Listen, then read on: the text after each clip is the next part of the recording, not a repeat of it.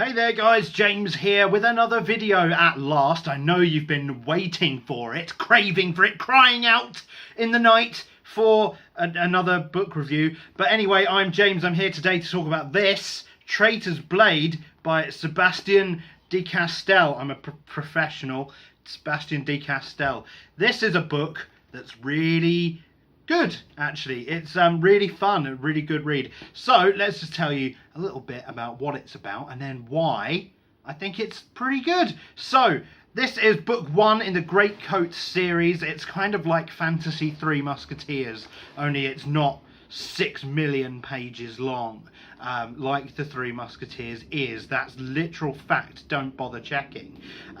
So yeah, it's basically that. The king is assassinated.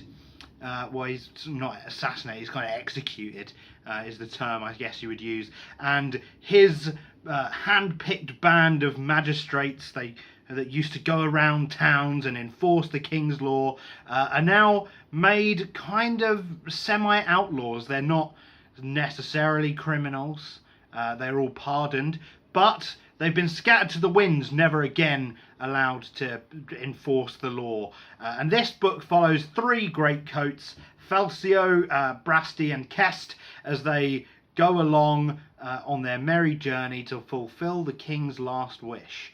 And that's it. That's basically the setup for the story. So let's talk about what makes this book really good. And that would be the characters. The big thing with this book that I was looking for was a strong dynamic between the three protagonists, because if you're doing Three Musketeers style thing, you need to have characters that are like that band of brothers, kind of, you know, ribbing, joshing nature, you know, good-natured humour, banter between the characters. And Sebastien De Castell really pulled through with that idea. The characters are all very fun, they're well defined, they're kind of a little bit tropey. You know, you've got the smart one, you've got like the genius sword fighter, you've got the leader one, and you've got the one who's a bit of a womanizer, smart ass, jokey guy who's a bit of a scoundrel type. So you've got those sort of three big archetypes, but they're done really well. They're given a lot of character backstory that really sort of fleshes them out. Falcio specifically gets the most backstory. Like Brasti and Kest don't get a lot of background in this. Maybe that it goes on in other books, we get more history there, but the characters are already interesting. There's a little bit of a dark edge to some of them. Obviously Brasti is the roguish guy, and he's like always wanting to rob people.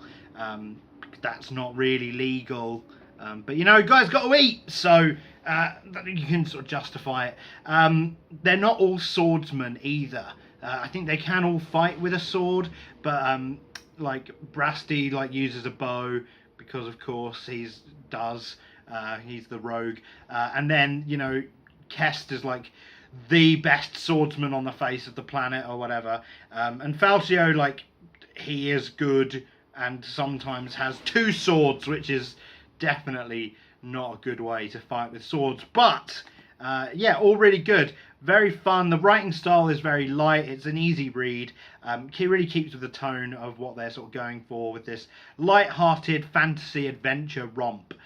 There is a fair share of violence in here, but it never really goes over the top to the point where you're like, oh my god, this is super grim, dark kind of thing. It's more it's a much more light-hearted adventure, similar to the style of the Three Musketeers, which is essentially what it's trying to do. Plot-wise, I think the narrative kind of didn't build perfectly to where it was going. I think it had sort of a climax point in the middle and then carried on. It's more of like a 5-act structure thing than a 3-act one, I suppose. It sort of dovetailed into the action rises from the start, builds to like a crescendo, and then comes back down and then builds back up again at the end. So the pacing is a little bit weird, but it wasn't ever really slow. There were no points where I was like, okay, I'm tired of this now. Even in sections where the characters are split up and you're following one rather than all three, I think the characters were strong enough to hold their own in those parts. So it was overall a very enjoyable read. I'm looking forward to the next parts in the series. I think the series is officially finished, which is good because it means I can just crack on and do more of that. I'm trying to think of sort of any real major negatives. I guess not a lot of female characters with like agency. Kind of, is that a negative? I guess it is, because some, like, basically the side characters that were not the main three were not as well developed. That goes for male and female characters, but obviously none of the main ones are women, so yeah, kind of makes sense. But yeah, it's going to be interesting to see how the series progresses. Definitely. Very solid first outing for these three. Traitor's Blade by Sebastien De Castell. I recommend it to you if you're fans of, like, you know, light-hearted, older, classic fantasy sort of stuff. But also if you are really into sort of modern character-driven narratives, because the plot is not where it's at. It's all about that character interaction, all about those bantery lines. Very humorous, very solid character work. I'm impressed. I'm happy to have read it, and that's it for now. So I'll see you in the next video. It should be next week, but you never know with me. I could just sort of fall asleep for fucking 3 months.